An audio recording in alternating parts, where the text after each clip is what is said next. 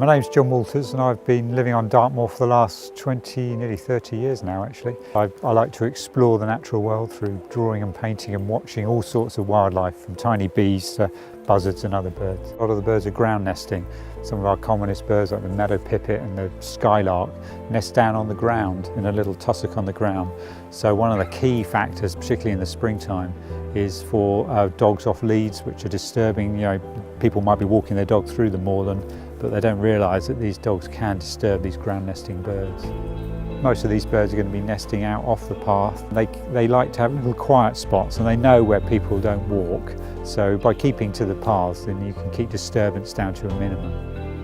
It's a nice sheltered spot which not only people like, but animals do like it as well. But you've probably got to get up early in the morning to see things like roe deer, which are quite common in the woods here. But some of the creatures which you might not realise you're almost sitting on, and one of those here are solitary bees. So we have a lot of solitary bees nesting here. And at this time of year we have the ivy bee, which is a specialist species which only collects pollen from ivy for its nest. My name's Robert Stevenson and I'm a landscape and community ranger for Dartmoor National Park Authority. Unfortunately, litter causes a great problem here. We have grazing animals and they forage around and it's quite dangerous, particularly plastic. So it is a danger, and it's obviously even bigger stuff like glass and barbecue wires. I think the general site down here over the time I've been here hasn't changed too much. There's a little bit more bracken, which, although it's a bit of a rogue sort of species, it provides habitat for butterflies and moths and things like that. So it's actually quite interesting that even though the landscape's changing, there will be other aspects of wildlife that will come in. I can tell you now, I've come down here quite a few times early mornings and I see a kingfisher running around here. I see dippers, all types of species. I see peregrine falcons, you name it. But you come down before or after the people have gone and those things crawl back again, or fly back in again.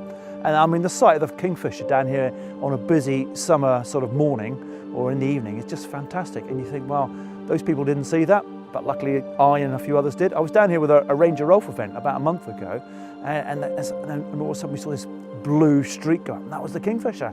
And these youngsters, some of them had never seen a kingfisher before. Okay, it was a very quick blue streak, but that was absolutely amazing. It was just great that they could see it.